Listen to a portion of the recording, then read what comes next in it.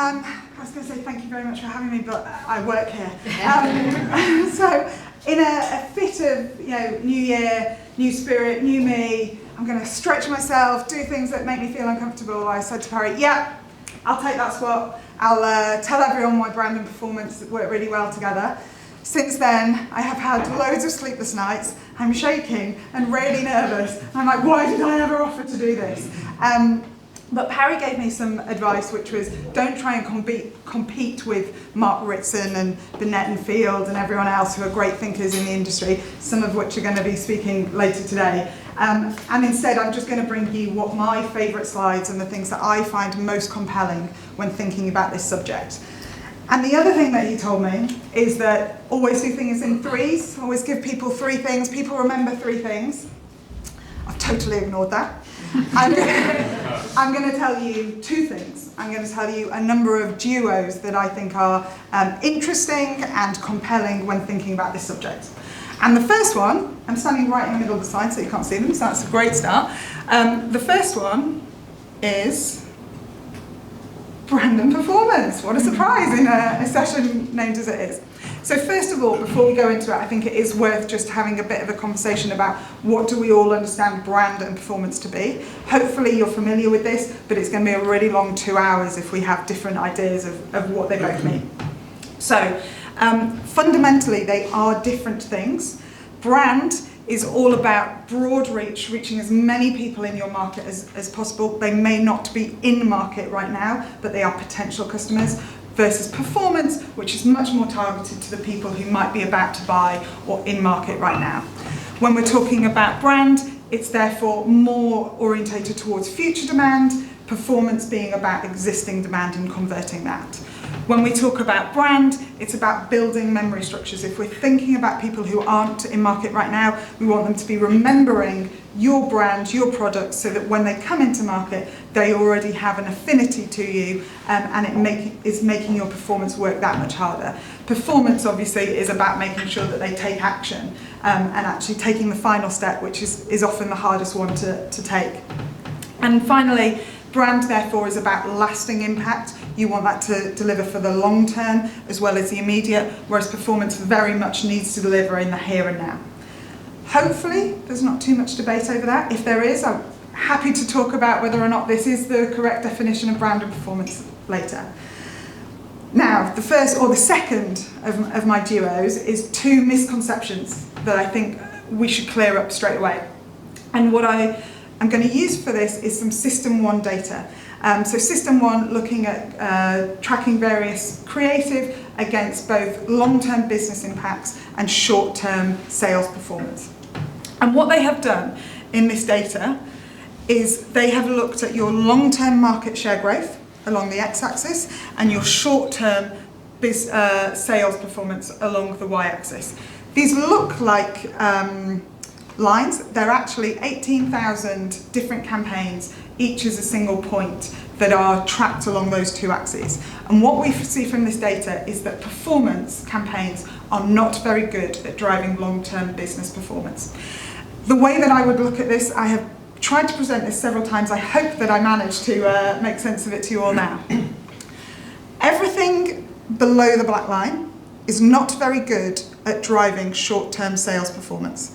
Right? These are not strong sales driving campaigns. They are below the average for sales performance.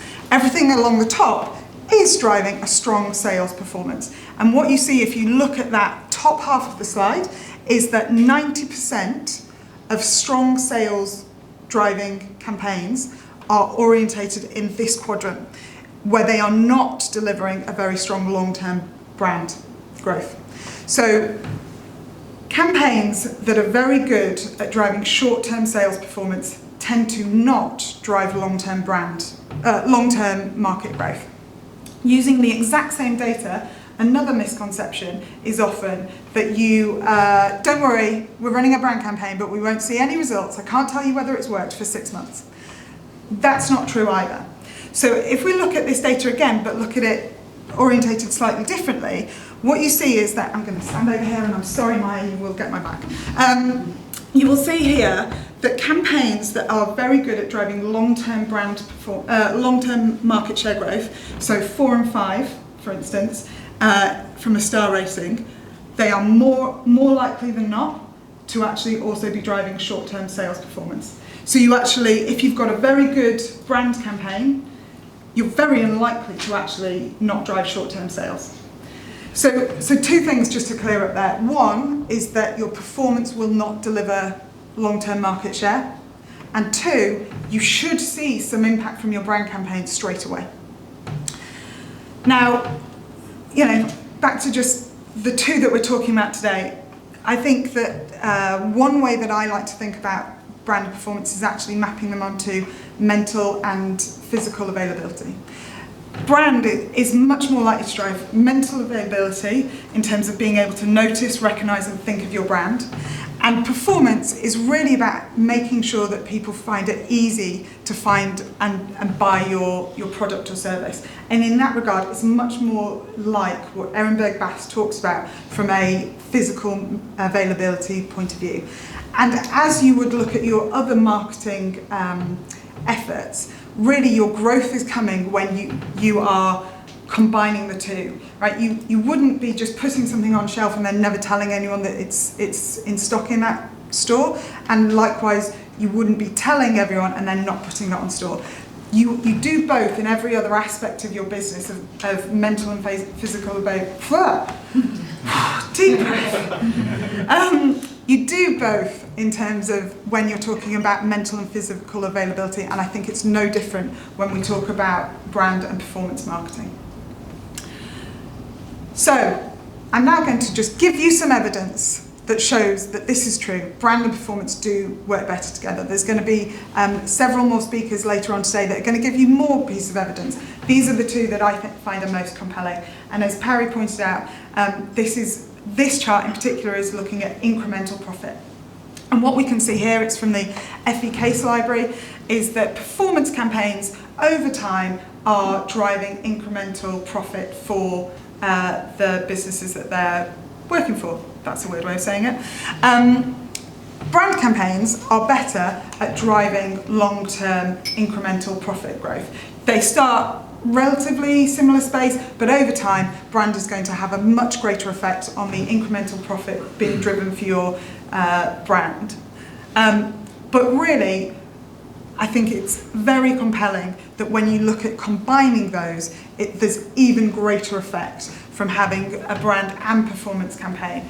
And where at the start you're seeing only 4 times greater incremental profit if you're combining brand and performance, by the 3-year period, that has increased to 7.5 times the amount of incremental profit you can drive if you are looking at brand and performance. The other piece of evidence that I think is compelling is from a recent WARC study. It's called the multiplier effect. I really recommend you reading it if you haven't already done so. And what this again looks at is based on ROI.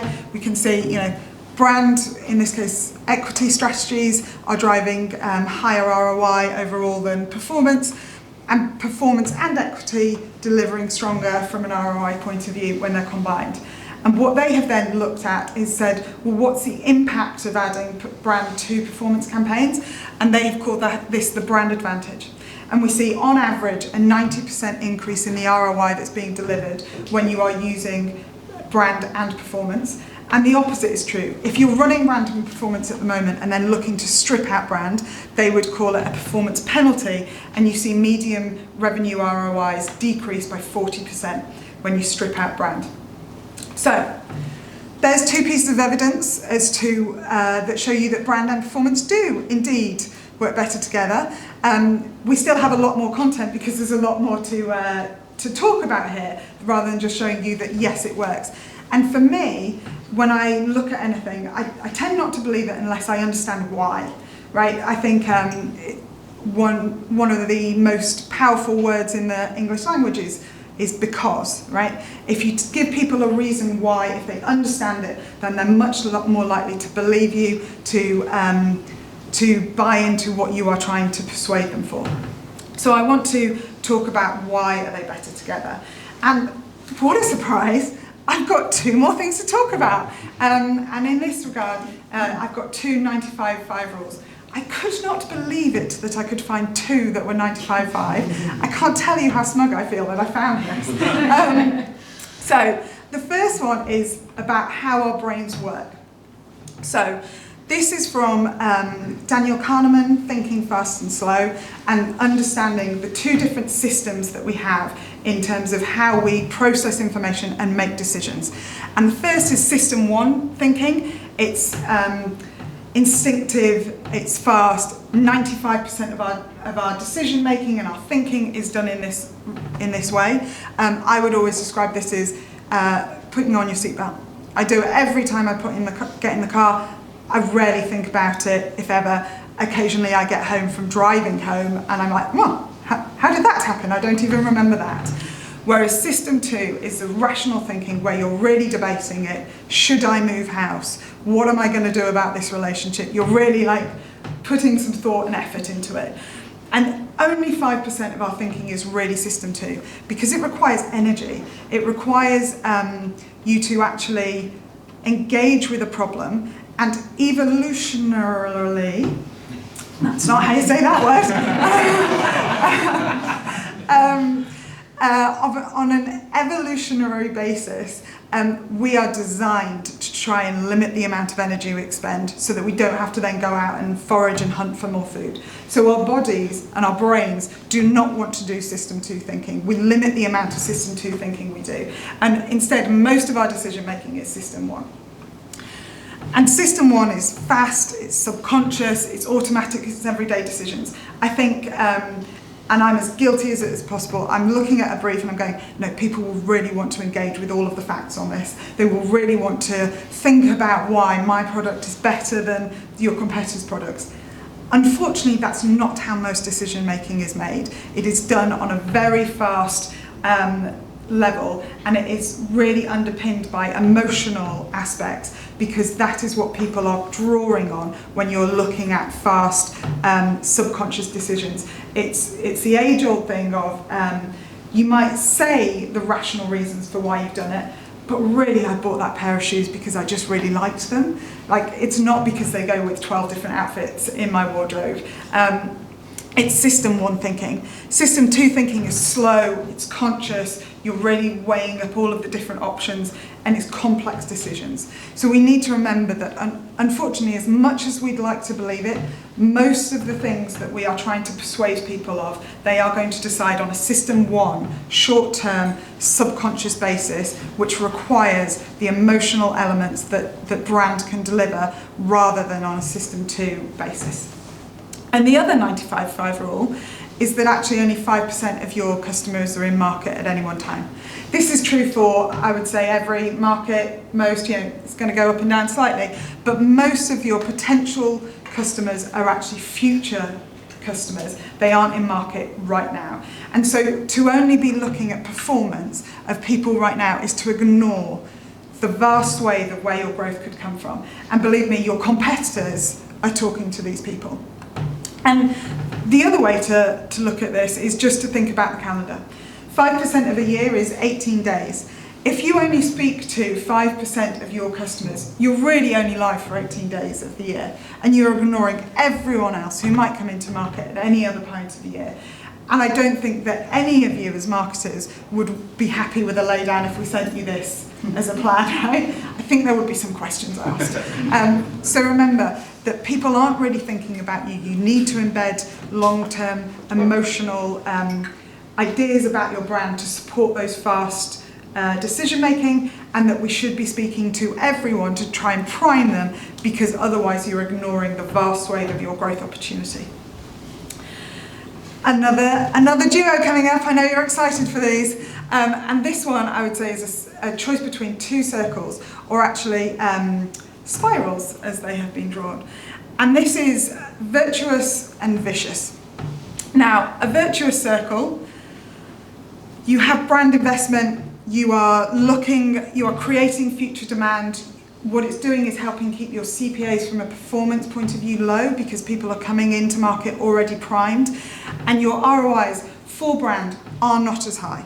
right? They're not going to be as high as your performance campaign, but they should still be positive, right? This is not a cost, it's still an investment. And what we then have is that you have performance investment, which is delivering against current demand, but also has strong ROI because you have people primed, because your CPAs are able to be kept low, and you can use all of the profit that you're delivering from your performance activity to fund brand activity, and so the cycle repeats. And at this point, in long form content, of course, you should expect an ad break. So, I'm going to talk to you about Wash and Go. As people who know me well will know, there's always a tangent in when I'm thinking. Don't know if anyone remembers Vidal Sassoon Wash and Go. Save time in the shower, combine your shampoo and conditioner, what's not to love? I'm going to ask only the ladies in the room, does anyone still use a shampoo and conditioner at this point, rather than understanding that the extra 2 minutes in the shower where you use shampoo and conditioner separately is worth it, because shampoo is cleaning your hair and conditioner is moisturising your hair. And actually, to put them in one bottle really didn't do much for your hair whatsoever. And surprise, surprise, Wash and Go, at least I haven't been able to find it in Tesco recently. And I would say, think of brand and performance in the same way that you would as Wash and Go. It is not as good trying to deliver them in the same campaign as if you do them separately. And this is from the IPA, from the long and short of it. Double duty campaigns where you're trying to wash and go are not as effective as just spending 2 minutes more on your campaigns and delivering your brand and performance separately. So always think about wash and go. Always think about the benefits of brand and performance. They are trying to do different things, treat them as such, and therefore absolutely try and make them speak in the same campaign language, and so that they work together, but understand what you are trying to do from a brand campaign is different from what you're trying to do as a performance campaign, and treat them as such. And at this point, ad break over, we will go back to normal scheduling of a vicious cycle. And by vicious cycle, what we see is performance is being prioritised. You have little to no investment in brand, and you are going to find that as your brand equity declines, that your CPAs are getting harder and harder to deliver against. We've got some speakers later who are going to talk about this in particular, of that performance plateau that we see so many brands struggling with. As brand declines, they're struggling to deliver from a performance point of view, which means that there's less and less money for brand, which is only exacerbating the situation. So I've talked to you here about brand plus performance. Today is all about brand and performance, but what I think I'd like to leave you with is really, it's not about brand plus performance. Actually, it's the effect that brand and performance have as multipliers of one another, and having incremental effects, particularly on long-term business growth and profit when you combine them both. At this point, when I was practicing, I did some really shoddy maths. I'm going to try it again, which is, it's not 1 plus 1, it's 1 times 1 equals 3. It's still shoddy maths, but hopefully you understand where I'm going with that. And at this point, I'm going to hand back to Parry, and thank you very much for your time.